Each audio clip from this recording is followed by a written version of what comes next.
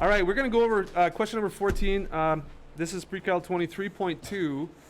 We're talking about investigating quadratic functions in standard form. And number 14 is a question that you had as part of your assignment. I'd like to just go over it. I have some of the solutions here on the screen, and I'll just leave those up. I will add to it as we kind of move through here.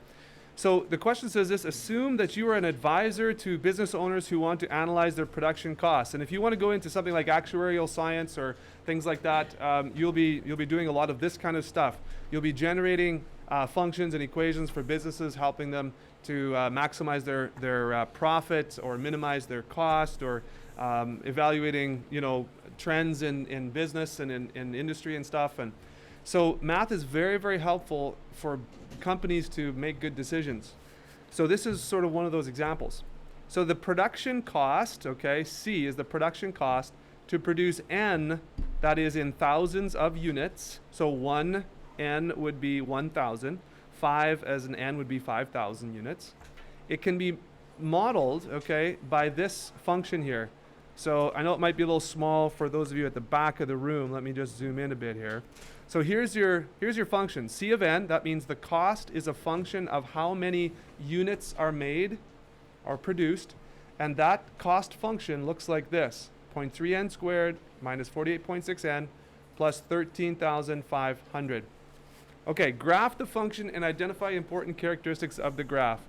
So to graph the function without graphing technology, and if you use graphing technology, that's fine. You can do this without, by making a table of values.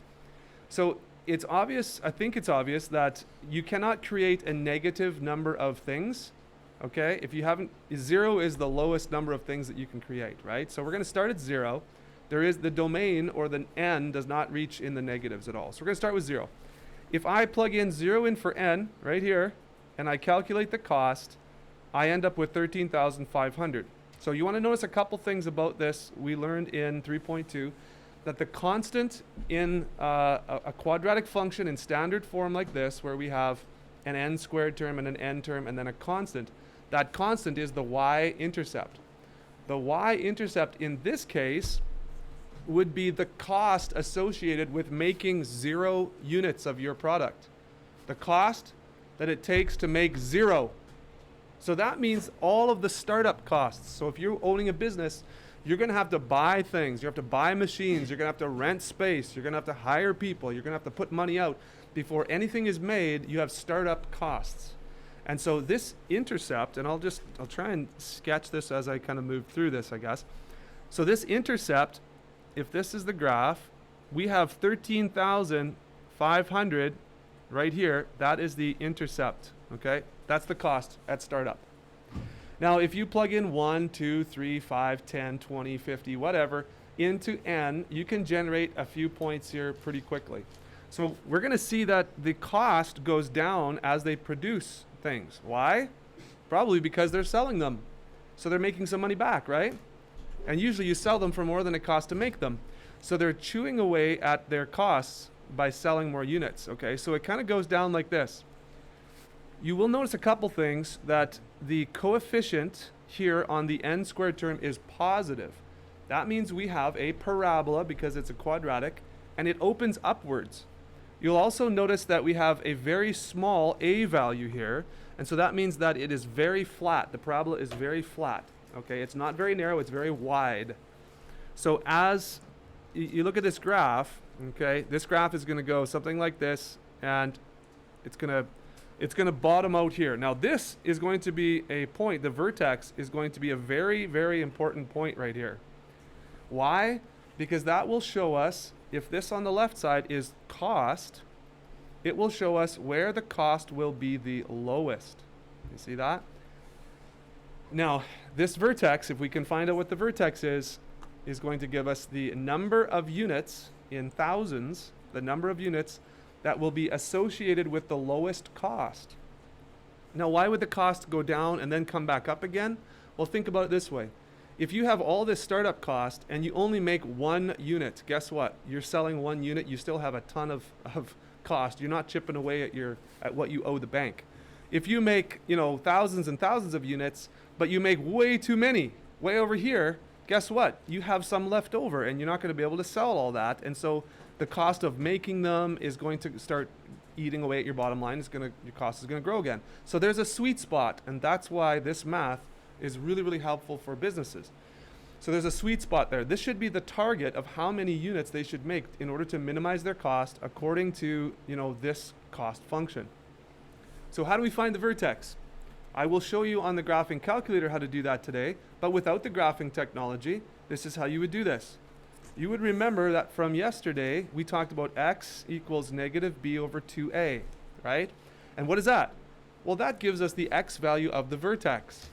In standard form, you do not see just in the equation what the x value of the vertex is. In vertex form, you would, but in standard form, you don't. So how do you find it?